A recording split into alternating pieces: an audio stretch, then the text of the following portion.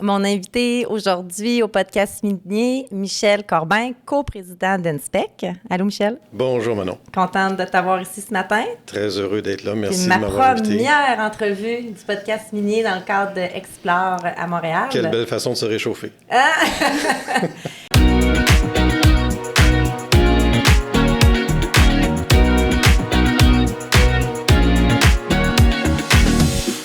Je vais juste dire, INSPEC, vous jouez un rôle important avec votre solution de formulaire numérique adapté à la maintenance et à l'inspection numérique de pointe. Tout à fait. Donc, OK, là, les gens savent c'est quoi INSPEC, mais avant d'entrer dans INSPEC, je voudrais que tu nous parles de toi, Michel. T'arrives de où? Ah, je me le demande des fois. J'ai un passé assez tumultueux pour dire que je suis dans le domaine de l'informatique de gestion depuis au-delà d'une vingtaine d'années. Mon associé José Brassard et moi-même, on gère Néo-Synergix et la compagnie INSPEC. Donc, on a fait deux divisions dans notre structure d'entreprise. Une pour le développement de logiciels sur mesure, des logiciels de gestion qui s'adressent aux moyennes et grandes entreprises, et l'autre qui est INSPEC, qui est notre produit maison, dont on parle aujourd'hui. Donc, coprésident, c'est toi et José. Oui, tout à fait. Puis, toi et José, est-ce que vous formez un couple par hasard? Ça a l'air que oui. C'est comment de travailler avec son conjoint? Pour nous autres, c'est ce que le plus merveilleux qui a pu m'arriver. Je pense, je parle pas pour José, mais je pense qu'elle vit la même chose. On est très complémentaires, José et moi. On a des forces différentes. Et d'où la complémentarité qui fait en sorte qu'aujourd'hui, on avance à grands pas dans nos entreprises. Fait qu'on est très heureux de ça, puis ça va super bien. Je dis pas ça parce qu'on est en rencontre ce matin, c'est sincère, ça va super bien. J'ai l'impression d'être même privilégié dans cet environnement-là. On n'en voit pas souvent des gens qui sont impliqués comme José et moi, mais ça reste que pour nous, c'est une formule gagnante, puis on avance très bien. Puis on a une belle collaboration, une belle chimie avec notre équipe. Et puis, on a l'impression de travailler en famille, c'est très chaleureux. Une atmosphère très agréable de travail. Puis la répartition des tâches se fait super bien. INSPEC, vous avez créé ça il y a à peu près... Il y a déjà une dizaine d'années. Ah, okay. Il y a déjà une dizaine d'années qu'on a commencé à travailler avec INSPEC, du moins à concevoir le produit en tant que tel, qui est une plateforme numérique de collecte de données qui permet à nos clients de faire de la saisie de données adaptée selon ses propres besoins. Et ça va beaucoup plus loin que ça aussi. Ça permet à nos clients de gérer leurs data qui leur appartiennent dans leur environnement à eux. Donc, on travaille en étroite collaboration. D'ailleurs, on ne dit pas tellement à nos clients, on dit plus qu'on travaille avec nos partenaires parce que c'est vraiment le cas. On a vraiment une philosophie partenariale avec nos clients, une chimie qui est pour une relation à long terme. Puis on s'implique, on s'investit dans nos efforts avec nos clients. D'ailleurs, on a fait une belle réussite encore dernièrement avec Anico Eagle, qu'on va parler tantôt, qui est un bel exemple de réussite, là, un bel exemple de collaboration et d'approche à long terme là, qu'on a pour amener notre client à un autre niveau. Et puis de l'amener vers un nouveau succès, et puis d'en profiter de notre côté aussi. Donc, on est en formule win-win constamment. Est-ce que INSPEC, on s'entend qu'on est dans le podcast minier, tu viens de mentionner Anico Eagle, est-ce qu'INSPEC est dédié à l'industrie minière? Non, pas nécessairement. C'est un focus qu'on a. Fallait que tu dises oui. Non. C'est pas nécessairement... C'est un focus important pour nous. C'est une industrie qui nous interpelle énormément. On a, de par les années passées, justement, j'ai participé à plusieurs missions économiques axées dans le domaine minier. C'est là que notre intérêt a été marqué par cet environnement-là, par ce type d'industrie. Et on met 80% de nos énergies là-dessus, vraiment, parce que c'est un secteur qui nous interpelle beaucoup, mais on est aussi impliqué dans d'autres domaines d'application. On va parler, par exemple, dans le domaine de la santé-sécurité, dans le domaine du bâtiment, dans le domaine de l'environnement.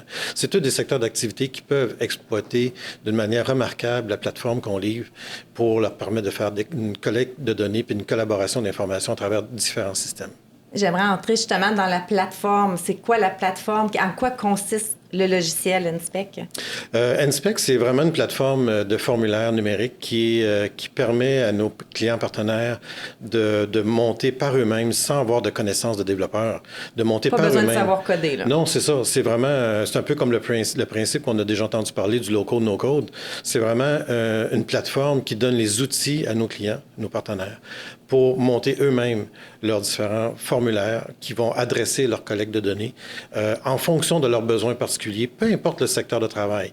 On a des organisations qui s'en servent pour faire de la collecte des données sur des équipements, d'autres sur des principes mécaniques ou électriques, d'autres c'est sur des relations de travail avec les ressources humaines, d'autres c'est l'environnement, la collecte de données sur des métriques environnementales. Tout ça ont un objectif commun, c'est d'avoir une base de données centralisée de l'information. Et cette base-là, elle appartient à nos clients partenaires. Donc, nous, on fait que les aider à alimenter ces informations-là à travers notre plateforme. Et puis, à partir de cette plateforme-là, bien, ils peuvent faire de la collaboration d'informations. Donc, les données collectées avec la plateforme Inspect peuvent être partagées avec d'autres systèmes d'information pour lever des alertes, pour lever des call to action, si je peux me permettre de dire ça en anglais.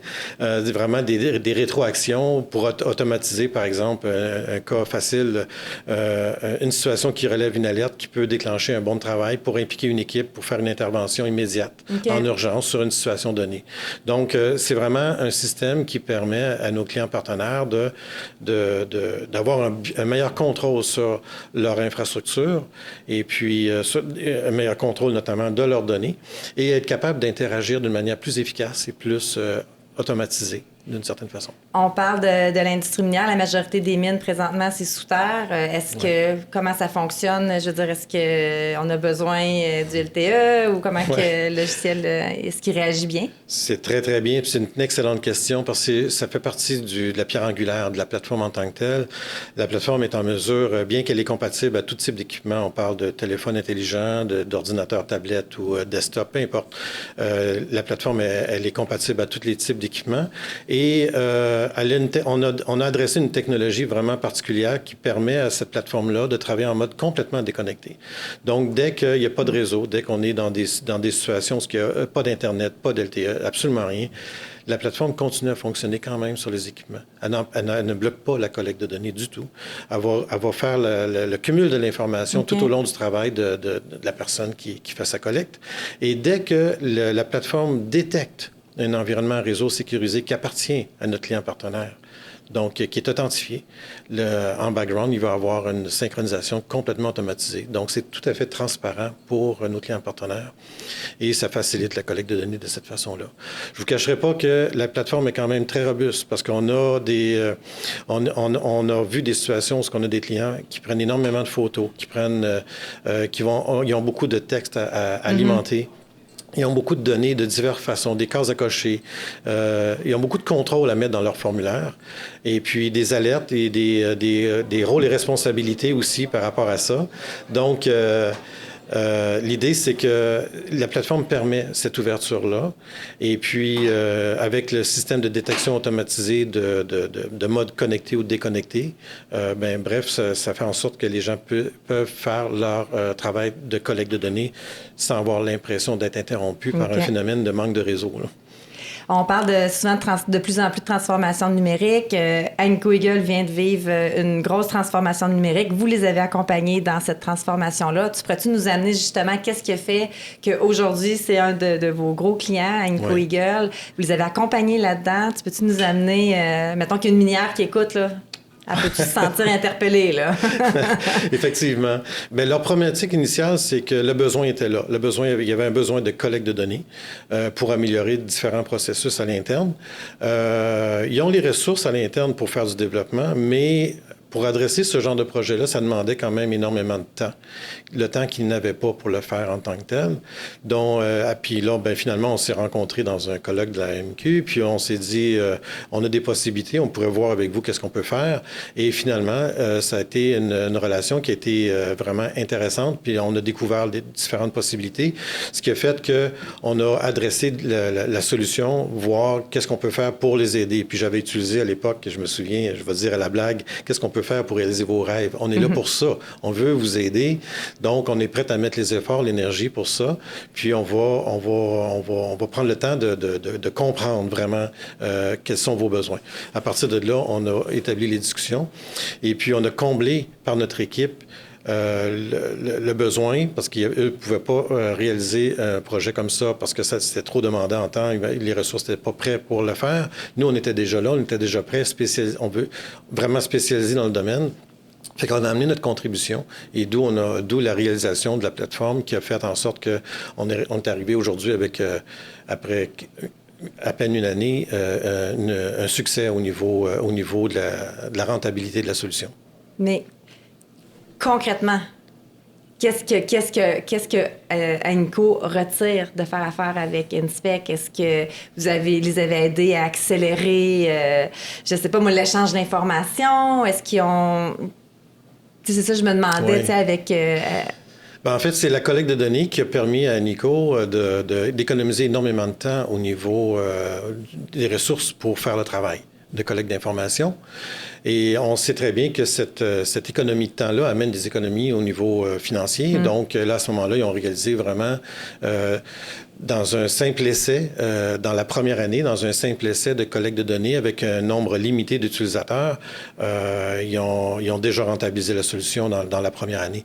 Donc, ils ont été chercher au-delà de 100 quelques mille dollars d'économie grâce à la plateforme Inspec. On n'est pas encore rendu à l'étape qu'on va l'implanter un peu partout. Ce qui fait qu'on voit déjà les bénéfices là, qui s'adressent par rapport à ça. Puis là, c'est implanté au niveau de quel département quand vous commencez? À la Ronde, c'est installé au niveau du département mécanique et électrique. Okay. Et puis là, ils sont vraiment en train en travaillant avec eux, on adresse la solution pour l'adapter puis la peaufiner vraiment aux besoins, toujours en ayant une vue externe aussi de ces deux départements-là pour répondre évidemment à des besoins de d'autres secteurs d'activité d'Agnico Eagle. Donc, on prend soin de bien réfléchir aux différentes évolutions qu'on va faire qui vont être adaptées à leurs besoins, mais en même temps qui pourraient être adaptables à d'autres secteurs d'activité. Donc, on prend le temps d'analyser avec eux vraiment la portée de nos décisions par rapport à ça. Puis là, dans le fond, il y a deux départements. Est-ce qu'il y a une gestion du changement qu'il faut qu'il soit géré? Parce que veut pas, on fait juste implanter un nouveau ERP dans une compagnie, puis on le dit souvent aux gens, c'est la gestion du changement pour ça aussi. Donc, j'imagine qu'il y a cette portion-là quand Inspec arrive. Effectivement. Ça, on n'y échappe pas, dans le sens qu'on essaie de faire en sorte que l'intégration de la plateforme amène plus de bénéfices que de contraintes. Puis on réussit très bien dans ce domaine-là. Et effectivement, dans cette gestion de changement-là, on planifie aussi l'intégration, du moins l'acceptation aussi par les différentes ressources qui vont utiliser la plateforme. On prévoit les activités de communication. On fait en sorte que les gens soient bien informés de ce qui s'en vient. On les aide à préparer le terrain. Et puis, progressivement, on se rend compte du jour au lendemain qu'on est déjà en train d'utiliser la solution ou la plateforme d'une manière progressive et ça se fait tout seul. Donc, c'est vraiment un travail qui se fait en amont. Et puis, on prend bien soin de communiquer l'information pour aller chercher les parties prenantes, les personnes qui vont nous aider d'une certaine façon à bien intégrer. Dernière question, Michel, pour toi. Ce processus-là, une minière vous appelle puis veulent implanter, instaurer, c'est quoi le mot? Intégration. Non, je cherchais mon mot intégration, implanter, instaurer, quel mot que je prends. Mais on peut s'imaginer, ça prend combien de temps? On rentre là-dedans pour 1 an, 2 ans, 6 mois? Ça dépend des organisations, dépendamment de leurs processus qui sont déjà en place. Il y en a qui sont plus avancés sur certains aspects de leur processus que d'autres. Il y a certains, on a des exemples de clients où à l'intérieur d'1 mois et demi, 2 mois, c'est déjà implanté, ça fonctionne. Tout est paramétrisable selon vraiment où est rendue l'organisation. Ça peut être plus long dans certains cas si on voit qu'il y a un besoin d'adaptation plus avancé. Je vais vous donner l'exemple. La plateforme Inspec, tantôt on parlait des données centralisées, mais ces données centralisées-là peuvent être partagées avec d'autres systèmes d'information. Et là, on tombe un peu plus dans un sur-mesure pour dire, OK, là, vous voulez partager avec un ERP, par exemple, ou un logiciel de relation client ou d'autres choses. Donc, d'autres systèmes d'information. Pour chacun de ces systèmes-là, il peut y avoir des délais différents au niveau de l'intégration ou la programmation pour faire ce qu'on appelle les API, les ponts de communication. Mais ça va déterminer les différents échéanciers. Il y a d'autres cas où ils ont moins moins besoin de faire ce genre de collaboration de données-là. Ils vont utiliser l'application ou la plateforme d'une manière plus directe, mais ça, c'est presque prêt instantanément. C'est le temps de concevoir les formulaires qui peut jouer un peu sur les délais, dépendamment si le client partenaire a 25 ou 500 formulaires à concevoir pour répondre à ses besoins de collecte de données. Bien, ça, c'est le temps de monter les formulaires. Puis c'est aussi un service qu'on offre parce qu'on peut accompagner notre client partenaire à bien faire eux-mêmes leur formulaire, ou bien non, on va le faire pour eux. Et ça va dépendre de l'entente qu'on va avoir avec chacun de ces clients-là. Bien, c'est super. Merci, Michel, d'avoir accepté de faire cette belle entrevue au Podcast Mini. Le plaisir était pour moi. Merci beaucoup, Manon. Merci. Bonne journée.